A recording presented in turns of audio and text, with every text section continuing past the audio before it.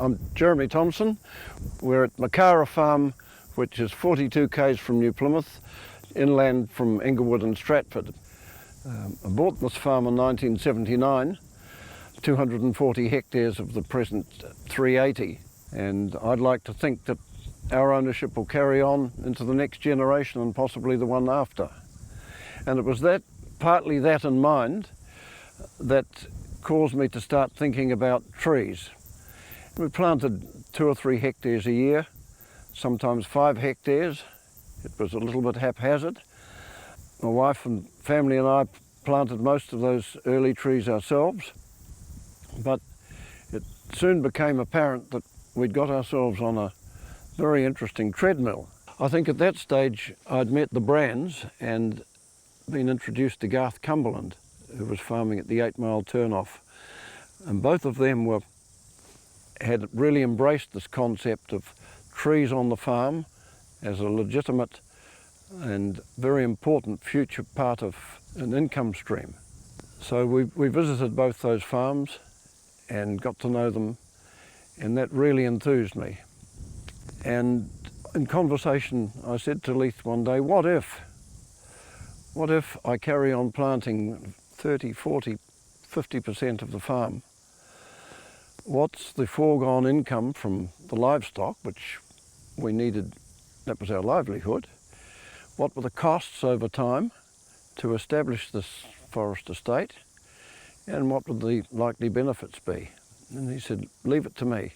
I gave them the data from the livestock production, all the costs and projections there. And from that exercise, they developed the agroforestry estate model.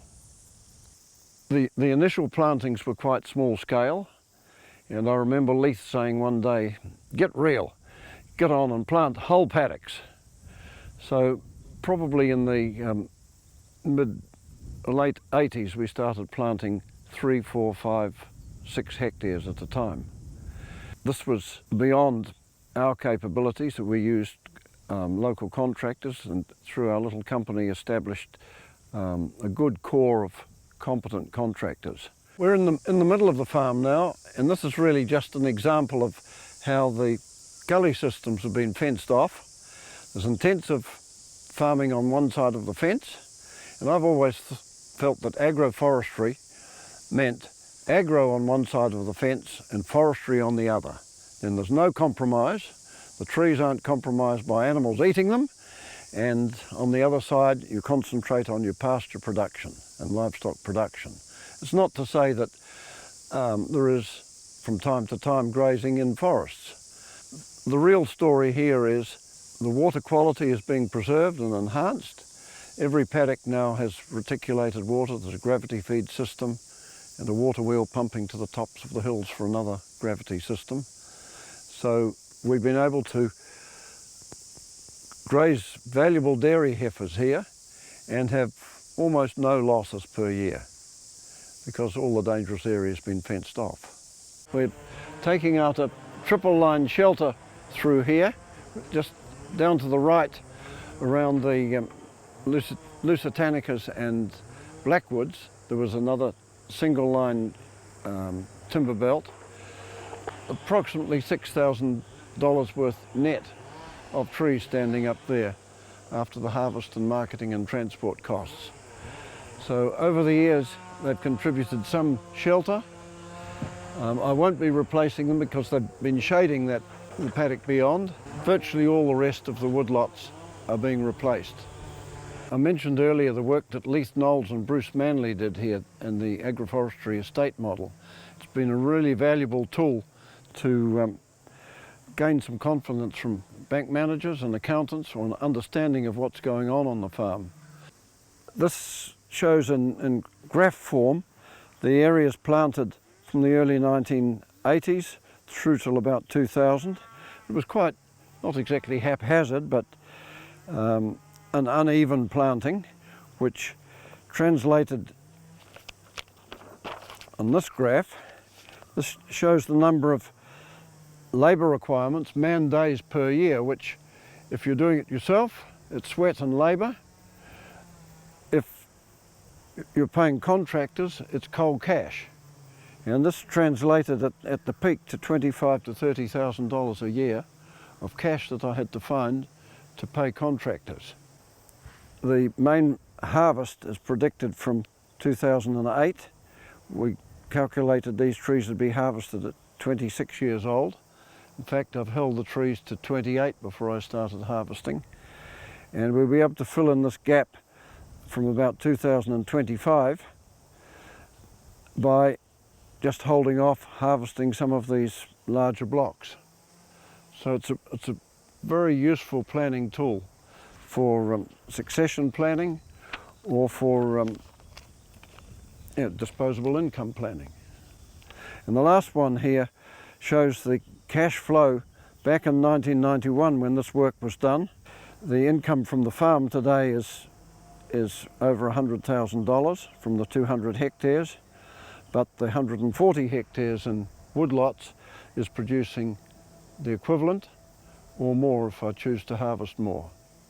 And those 140 hectares are the steepest and least productive from a farming point of view. Forestry's certainly given me options. It's actually the people I've met, the mentors I've had over the years, wonderful enthusiasts who've encouraged, have really opened the world to me, and I've been able to travel reasonably extensively. But you always come back here with the knowledge of what you've observed and seen and heard, and I believe acting locally and just doing things on a small scale can have a huge influence, much greater than you ever believe. I'm always really keen to show people what's happened here, the good and the bad and the ugly, and to try and enthuse young people to start planting or start thinking about planting, and for them to feel that trees are a legitimate part of the landscape. They can contribute in the end to income, they can contribute to the soil and water qualities, and increasingly we're being required to care for our water and our soil. And I think it'll only be a few years' time before Frontiera will require really good riparian management from their suppliers. There's a wealth of knowledge amongst Farm Forestry Association members, and that's where I got a kick start. Just stop by if you're driving down the road and ask the farmer about his trees. Invariably, they will open up and give their time willingly. The important thing is to start planting. The last 30, 40 years have disappeared like that. We've transformed the landscape. It seemed light years away before we'd be deriving any income here. But that time goes really quickly, and if you're fortunate enough, as I was here, for a few small woodlots to have been established by my predecessors, we've been able to derive some income from them and a taste for what was to come. We've been able to intensify the production from the good land way beyond anything I ever dreamed of 10 or 15 years ago. The forest has a real potential to look after me and my family in my old age. And that's very important to me, to remain independent financially, not be a burden on my family, and it has the potential to have funds available to educate grandchildren and others. There are many benefits that this forest has out into the future.